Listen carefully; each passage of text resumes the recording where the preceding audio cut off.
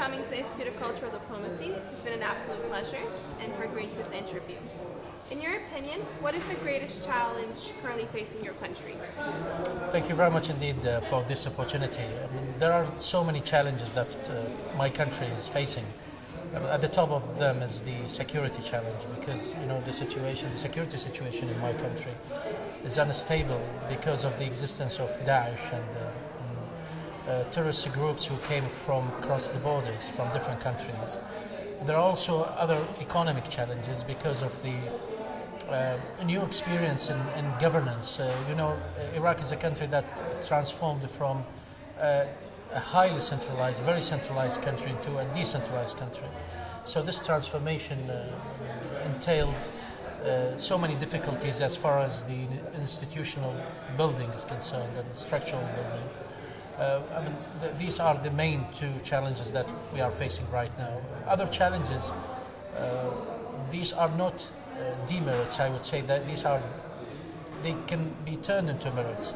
One of them is the diversity in our country, the different components in Iraq. Iraq is a historical country that Christians, Jews, Sabaeans, Yazidis, Muslims used to live together, and at a certain stage, this diversity or difference was manipulated by political regimes at certain, even in modern history of Iraq. But now all Iraqis realize that this is a source of power, a source of a potential that can bring all Iraqis together, that can unite Iraq. So it is an advantage rather than a disadvantage. Especially regarding this diversity facing in Iraq, how do you think cultural diplomacy can be applied to solve some of the current problems that the country is facing? I think discussing cultural diplomacy is both timely and very important, especially in my country, because from the discussion that was going today, it was clear that cultural diplomacy can be practiced on different levels, starting from grassroots levels to higher levels, at the government levels. Cultural diplomacy can be adopted by systems, by government systems, and by international organizations, and also by families, by people when they interact with each other in their daily life. So it is very pertinent to our region, to our country, and to the whole world actually. But it should be not just adopted, or it is not just. It is not a faith that should be embraced.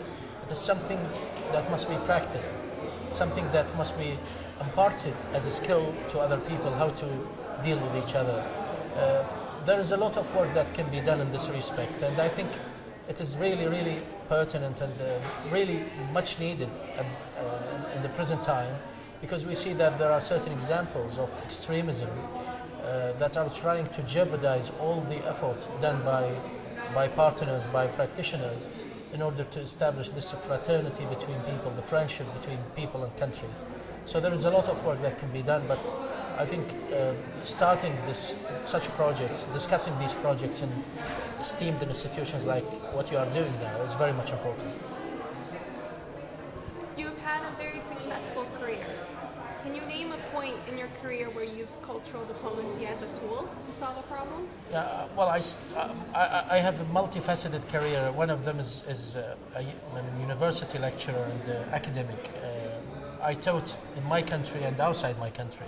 I made use of cultural diplomacy when I taught people who are not from my country but from another Arab country. In Jordan, I taught for 4 years, and I also lived in the UK for 3 years. I also taught smaller groups of students, and I found that cultural diplomacy is of a great use when you make yourself understood by others and you understand others, and you can easily integrate into a society that show you the respect and as a human being and deal with you as a human being. And then I used cultural diplomacy in politics. When I joined the cabinet in 2010, I found that this is very much important when a politician deals with his colleagues and with people from outside his country trying to serve his country. I also practiced cultural diplomacy when I became a political leader in my political party. And the more I practiced cultural diplomacy is with my society, with my people, with my friends, with my family. I found that the concept is very wide, it's very rich, and actually it can be utilized in different aspects of our life and our society. This is very much important, and it depends on from which angle you look at it, what bent of mind you have, what viewpoint you have, and what is your worldview.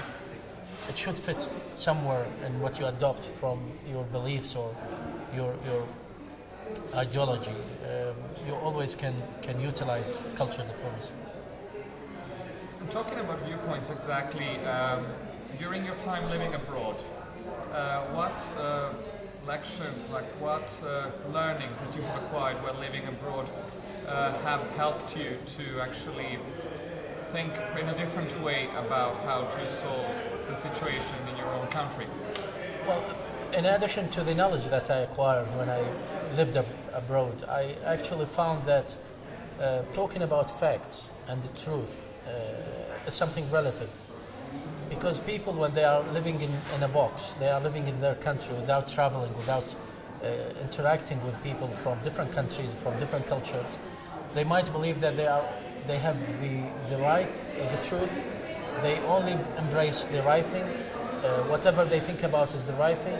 But when they interact with people from abroad, they start to realize that there are other cultures, other people, other theories, and other thoughts that should be negotiated with, that should be understood, and dialogue between different cultures, and interaction across cultures is very much beneficial for every person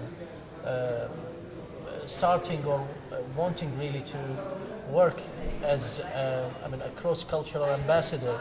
Ambassador not in a technical or political sense, ambassador in the sense that you want to convey your message, you want to expose your culture to others, and you want them to respect your culture, but you have to start respecting their culture and understanding their culture first. So these are all experiences that enrich any attempt at understanding different cultures. We thank you for your time. Thank you very for much. answering all It's your my questions. pleasure. My pleasure. Thank you so much. Thank you very much.